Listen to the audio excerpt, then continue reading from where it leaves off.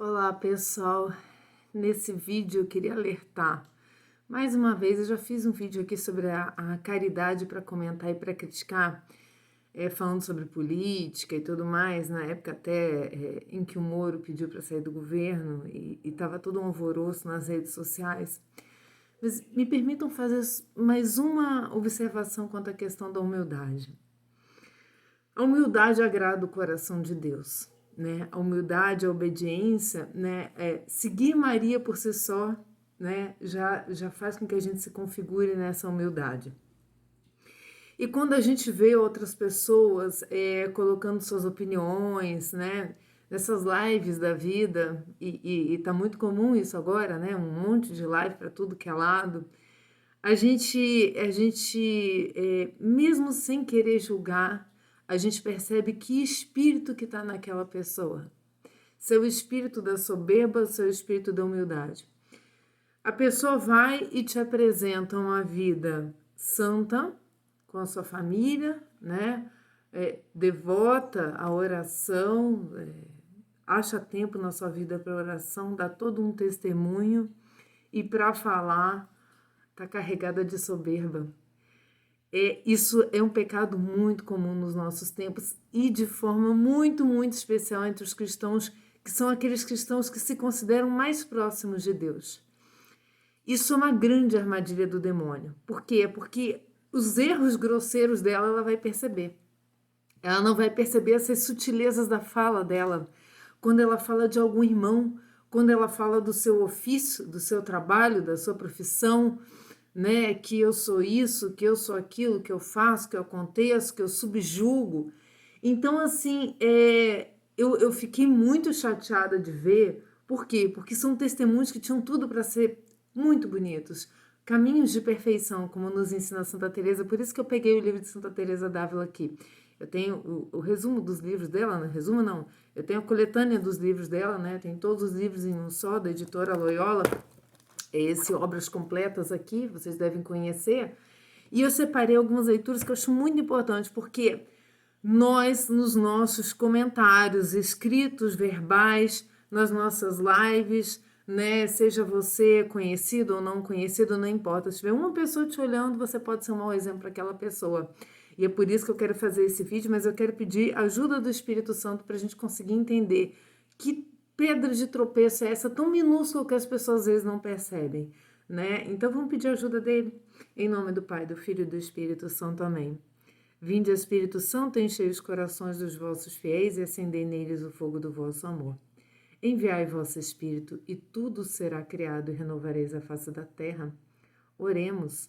Deus, que instruíste os corações dos vossos fiéis, com a luz do Espírito Santo, fazei que apreciemos retamente todas as coisas segundo o mesmo Espírito e gozemos sempre da sua consolação pelo mesmo Cristo, Senhor nosso. Amém. Pelo sinal da Santa Cruz, livrai-nos, Deus nosso Senhor, de todos os nossos inimigos. Em nome do Pai, do Filho, do Espírito Santo. Amém. Jesus veio ao mundo nos dar um exemplo de serviço. Esse exemplo de serviço que ele vem nos dar é um serviço geral. É um serviço que muito bem a gente viu no Evangelho, né? No Evangelho que diz, como hoje, né? Chamei todos os da minha casa. Não vindos da minha casa, vou chamar os de fora. O que ele quis dizer com isso? Ele vem inserido dentro de determinado povo, dentro de determinado contexto histórico, e aquele povo que o acolhia como sendo puro e verdadeiro, o traiu. Era um povo adúltero, era um povo que feria a aliança de Deus com ele. Então, o que Jesus falou é o seguinte: eu convido o povo, né, o meu povo. Muitas vezes somos nós, né, que estamos aqui dentro da igreja. Venho, eu chamo para minha mesa, eu chamo para o serviço, eu chamo para a humildade, eu chamo para uma vida caridosa. Mas os meus não vêm, mas vêm os de fora. E me veio na cabeça a passagem da Paixão de Nosso Senhor, em que o bom ladrão, né, na verdade existe bom ladrão, né? Para começar, esse bom, quando o jovem rico diz, né, que devo fazer de bom, né? Jesus diz, não é só Deus é bom, não tem o bom ladrão, tem aquele que torna-se bom por ligar-se a Deus, Por isso a parábola do bom ladrão, porque no momento da morte dele houve uma conversão interna. Tanto houve essa conversão interna que o outro ladrão que estava crucificado riu e satirizou o reinado de Cristo, que é o reinado da humildade, que não é um reinado que, como a história não vai vencer, né, a igreja não vai vencer historicamente, Cristo não venceu historicamente, a não ser na ressurreição, em que muitos ainda não acreditam nela. Se acreditassem que Cristo vive, corpo, sangue, alma e divindade na hóstia, mas também é uma pessoa que vive, que está viva e presente no meio de nós, o mundo estava convertido. Então, mesmo ele fazendo tudo isso, não acolheram.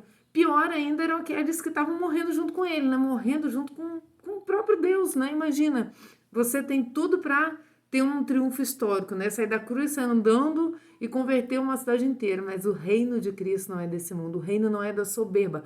O reino é da humildade. É daqueles que se configuram a ele na pequenez. É não se colocar abaixo de Deus. E Cristo vai ensinar o catecismo da Igreja Católica.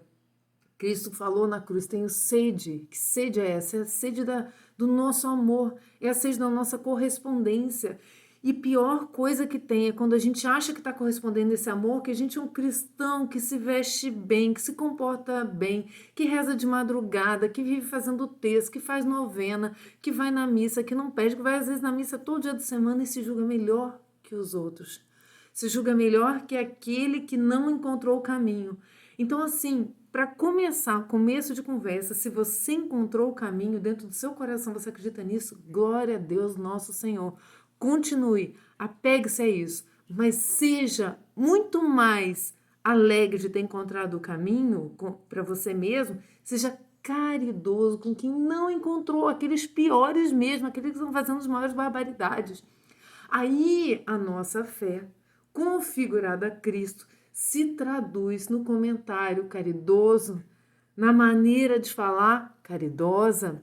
Veja Filipe Aquino, por exemplo, esse santo da igreja. Né? Filipe Aquino é um exemplo crasso disso. Vejam as lives dele. Né? Então, eu quero pegar algumas leituras para vocês para repisar esses pontos. Porque eu não quero que vocês, e nem eu, por isso que eu vivo meditando, é uma vigia mesmo, tem que se vigiar. Porque eu vi nesse comentário dessas pessoas que eu estou falando, né, que são realmente pessoas de Deus, mas há dificuldade de moderar o comentário, há dificuldade de... É aquele assim, nada vem de mim, tudo vem de Deus. Eu sou uma pessoa de oração, sim, tenho uma boa família, eu sim devoto minha família a Deus, mas nada vem de mim. Não suponham os nomes das pessoas que eu estou falando, que pode ser que vocês se enganem. E por que eu não quero citar nomes? Porque eu não quero fazer uma crítica a uma pessoa. Eu quero que a gente tenha crítica conosco mesmo. Se muitas vezes nós não somos assim. O bom ladrão, né, tá no Lucas, eu peguei Lucas 23, 39. Um dos malfeitores suspensos à cruz insultava, dizendo: Não és tu o Cristo, salva-te a ti mesmo e a nós. Mas o outro, tomando a palavra, o repreendia. Nem sequer temes a Deus, né? Estando na mesma condenação, quanto a nós é de justiça. Quanto a mim, quanto a você, é de justiça que a gente esteja sofrendo nesse mundo, carregando a nossa cruz e tentando ser santo com muita dificuldade. Né? Agora, Cristo, aquele que veio te salvar, aquele que veio te servir, aquele que se dispôs na majestade dele, aquele que é totalmente humilde, totalmente obediente, veio sem você merecer. O bom ladrão teve uma luz muito clara quando ele disse isso. Quanto a nós, é de justiça, estamos pagando por nossos atos. Mas ele não fez mal nenhum e acrescentou: Jesus, lembra-te de mim quando vieres com teu reino. E ele respondeu: Em verdade eu te digo, hoje estarás comigo no paraíso. Hoje eu posso estar com Cristo no paraíso, não só através da minha passagem, da minha Páscoa, né? Deus queira, né, que me una a Ele em breve, mas eu digo, hoje eu posso estar com Ele se na minha vida eu traduzo essa aceitação de que eu estou, tudo que eu tenho de bom é sem merecer mesmo, a fé, até a fé que eu tenho, a fé católica, pela qual eu agradeço de ter, é sem merecer. Né? O que eu mereço? Tá pregada na cruz que nem um ladrão. A gente está pagando por justiça, mas ele não. Então, esse Cristo não está pagando, tem que ter claro por quê? Porque daí você se sente um nada. Depois que Cristo morreu na cruz por mim e por você, o que sobra oferecer para ele? Depois que Deus morre na cruz, o que sobra para mim e para você, meu irmão? Nada. Nada. Nem minha vida miserável, se eu me entregar ao martírio, vai ser suficiente. Então, por quê? Porque ele é Deus e só um Deus poderia resgatar o homem da miséria humana. Nenhum outro homem poderia morrer na cruz no meu lugar. Porque ele também carrega as misérias, mas Cristo é 100% puro, 100% Deus. Ele é uma divindade, ele é Deus. Vem acompanhado do Espírito Santo a expressão do seu amor. Então, a gente tem que ter claro, essa é a chave da humildade. A chave da humildade é não ter nada para oferecer. Se eu escrever 10 livros, se eu escrever uma teologia fantástica em 20 mil livros, se eu fizer a conversão do mundo inteiro, se eu não tiver a caridade, se eu não tiver a humildade, eu nada sou, vai nos lembrar São Paulo na carta aos Coríntios. Então, eu vejo nessas pessoas o seguinte, são pessoas de fé sim, mas elas ainda não captaram a mensagem de que nada vem delas, de que elas não têm nada para oferecer. E mesmo assim, Cristo quer. Aqui eu peguei também a passagem de João 19, em que quando Cristo estava para morrer, no 28, ele diz, sabendo Jesus que tudo estava consumado, disse para que se cumprisse a Escritura até o fim, tenho sede. Eu quero parar nesse tenho sede para ler para vocês o que diz o catecismo sobre essa sede. Essa sede está ligada a encontrarmos em Cristo tudo o que de bom nós temos, tanto para oferecer, né, para os nossos irmãos, quanto para dar para ele em troca dessa morte de cruz. Vamos pegar o 2559 do Catecismo da Igreja Católica, que diz oração como dom de Deus, tá? Oração na vida cristã. A oração é a elevação da alma a Deus ou o pedido a Deus dos bens convenientes. De onde falamos nós ao rezar? Das alturas de nosso orgulho e vontade própria ou das profundezas de um coração humilde e contrito? Quem se humilha será exaltado. A humildade é o fundamento da oração. Foi a oração do bom ladrão ali na cruz que fez com que Deus disse, ainda hoje você vai estar comigo, ainda hoje. Então, se você for realmente humilde, se você entender sua condição, você vive com Cristo na beatitude de Cristo, já prevendo um paraíso terrestre. Por quê? Porque você não se coloca acima de ninguém, você não consegue entrar em conflito, você consegue sim defender a sua fé, mas com caridade, sabendo que Deus já veio defender, que nada depende de você, não é a conversão dos seus irmãos, não é eu posso, eu subjugo, fulano merece mais do que eu tal coisa, fulano tem que pagar, eu não. Que não, você também tem que pagar, você também tinha que estar preso na cruz, sua vida também vale a mesma coisa que a dele. Né? Então é essa humildade para orar. Aí as preces são agradáveis a Deus. Aí as preces são atendidas. Muitas vezes as preces da gente não são atendidas porque o orgulho e a soberba perpassam do início ao fim da nossa oração. Durou ela 1 segundo, 2 segundos ou 10 horas. A gente está sempre achando que tem alguma coisa que Deus tem que vir para a gente e nos dar. Nossa, eu levanto de madrugada, eu rezo, eu coloco minha família para rezar. Eu sou ótimo. Isso é ótimo nada. O que você faz de bom é Deus que te dá, meu irmão. Por isso, o cuidado para criticar, o cuidado para ver nos outros que não são convertidos, né, o pior da sociedade. Não é esse o caminho. O caminho é admoestar com amor. O caminho é ter na ponta da língua a palavra do amor, da caridade. Por quê? Porque você vai olhar a sua miséria primeiro. Essa é a oração.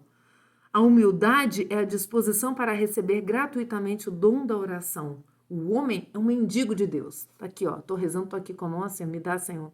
Por favor, Senhor, me dá a graça da santidade, me dá a graça de ser humilde. Eu não sou humilde. É assim que a gente reza, com a mão esticada, de joelho no chão, bobear deitado no chão, que é como a gente devia ficar, deitado no chão, junto com a sujeira. Porque a gente tem dificuldade de ser limpo, a gente tem dificuldade de limpar a nossa mente, se desfazer da gente mesmo. A gente tá sempre de pé erguido, se bobear, põe até a coroa na cabeça. Gente, cuidado com essas lives, cuidado com quem vocês seguem, cuidado de ficar se mirando nas pessoas que têm sempre na ponta da língua uma faca. Não é assim que a gente expressa a nossa fé, não é assim que a gente conquista as pessoas, a gente está afastando pessoas da fé, está dando mau testemunho. Se reconhecesses o dom de Deus, a maravilha da oração se revela justamente aí, à beira dos poços onde vamos procurar nossa água. É aí que Cristo vem ao encontro de todo ser humano. É o primeiro a nos procurar. É Ele que pede de beber. Lá na cruz. Por quê? Porque a cruz é o fim da caminhada de Cristo na terra. E Ele, no fim dessa cruz, falou, tenho sede, mas ainda tenho sede de água? Tenho, mas eu tenho sede de vocês. Venham comigo. Ele ali bebe o último cálice, né, o vinagre. E aí se consuma tudo, né? Scott Hahn explica isso no livro Banquete do Cordeiro, né? Porque que o quarto cálice, né, consuma, né? Ele vai explicando os cálices. Mas enfim, é isso. Esse tenho sede dele. Jesus tem sede. Seu pedido vem das profundezas do Deus que nos deseja. A oração, quer saibamos ou não, é encontro entre a sede de Deus e a nossa. Tem sede de que nós tenhamos sede dele. Olha que bonito. És tu que lhe pedirias a ele e te daria água viva? Nossa oração de pedido é paradoxalmente uma resposta. Quando a gente reza pedindo, a gente está dando uma resposta para Deus. Que é o quê? Eu confio em ti, Senhor. É em ti que eu ponho minha confiança, não em mim mesmo, não no que eu sou já, não na minha caminhada de fé. A Carla, bonitinha, tem um canal, fala de Deus, estuda. Não, ele que me deu. Ele que vem me visitar, ele me cutuca quando eu estou errada. É essa sede que Deus quer da gente. Ele quer ver a gente assim, coração contrito, mais que eu dei, mais que eu caio, mais que eu faço, não tem nada, eu estou sempre de mão vazia. Eu não tenho como pagar essa dívida, gente. Por isso que aquela dívida lá que a gente leu agora no evangelho passado, né? A dívida daquele operário que depois vai cobrar o outro, daquele trabalhador que depois vai cobrar o outro, aquele servo, né? Que devia ao seu senhor X, depois vai cobrar do outro. Ele devia muito mais do que ele vai cobrar do outro. Uma condição ali bíblica, né? Pelas trocas das moedas, que não teria como se pagar bilhões de reais, por exemplo. Então a gente nunca tem mão cheia, a gente aprende isso, a gente nunca tem mão cheia, a nossa mão está sempre vazia. És tu que lhe pedirias a ele te daria água viva. Jesus, né, a resposta à queixa do Deus vivo, eles me abandonaram a minha fonte de água viva para cavar para si cisternas furadas. Cisterna furada é a sua vida. Essa é a cisterna furada, é você achar que você tem tudo em você, que você não precisa mais ser humilde, porque você já cansou, você é um cristão muito bom. Que legal, sua família toda é santa, né? Resposta, né, à fé. Resposta de fé à promessa gratuita da salvação, resposta de amor à sede do Filho único. Essa resposta é encontrar-se com Ele, Ele é a fonte. Sem a fonte é um amor desvirtuado, meus irmãos, não vão cair nessa cilada. E mais uma eu quero contar aqui com Santa Teresa d'Ávila, porque Santa Teresa d'Ávila, ela diz assim sobre a oração. Deixa eu ver aqui, qual que eu peguei? Eu peguei 3 passagens de Santa Teresa. Quem vos ama de verdade, bem meu, vai seguro por um caminho amplo e real, longe do despenhadeiro, estrada na qual ao primeiro tropeço vós, Senhor, dais a mão. Não se perde por uma queda, e nem mesmo por muitas quem tiver amor a vós, e não as coisas do mundo. Quem assim percorre o vale da humildade. Não posso entender o que temem as pessoas diante do caminho da perfeição. O Senhor, por quem nos mostra quão falsa é a segurança dos que seguem os costumes do mundo sem se darem conta dos manifestos perigos existentes. Santa Teresa d'Ávila, eu estou no capítulo 35, parágrafo 14 do livro da vida. Ela diz, né, a pegar essas coisas do mundo. Então, eu tenho uma profissão, eu sou bom na minha profissão, eu tenho minha família, eu sou bom na minha família, eu sou um ótimo cristão. O Senhor, por quem nos mostra quão falsa é a segurança dos que seguem os costumes do mundo sem se darem conta dos manifestos perigos existentes. Que a verdadeira segurança está em fazer esforços para avançar no caminho de Deus. O caminho de Deus é o caminho da cruz, mas é o caminho que quando você está nele, você olha para os que não estão no caminho e você quer, e você sofre porque eles não estão no caminho, e você ajuda e você estende a mão caridosamente. É o bom ladrão perdoado na cruz, que veio estender a mão. Senhor, me mostra, né? Me leve para o teu reino. É isso que Santa Teresa d'Ávila vem mostrar, pegando o gancho desse catecismo da Igreja Católica que nós lemos. O que entendo, eu agora estou no capítulo 22, no parágrafo 11 do livro da vida, tá? Santa Teresa d'Ávila vai dizer: o que entendo é que todo o alicerce da oração tem como base a humildade, e que quanto mais se humilha na oração, tanto mais a alma é elevada por Deus. Quando a gente fala de Deus, como aqui eu estou falando para vocês no canal, na verdade, eu estou orando, não estou orando, não estou aqui lendo a palavra de Deus, lendo a palavra de um santo, lendo o magistério da igreja, eu estou orando. Se eu não fizer isso sabendo que quão longe eu estou dessas metas, né, que eu não me tenho em conta de nada, que tudo que eu tenho foi Deus que mostrou, vai lá, pega o livro de Santa Teresa, lembra que ela fala da humildade? Pega a Bíblia, pega lá no Catecismo da Igreja Católica, procura lá sobre a humildade. Deus, ele mexe. Quando eu ouvi, né, essa live, eu falei assim, a gente precisa refletir sobre isso. Deus é que mexe. Então, isso é por isso que eu sinto, né, que é um trabalho entregue para Deus, o trabalho desse canal. Porque eu sei que não vem de mim. Porque eu sei que quando eu estudo, Deus colocou ali no meu coração as passagens.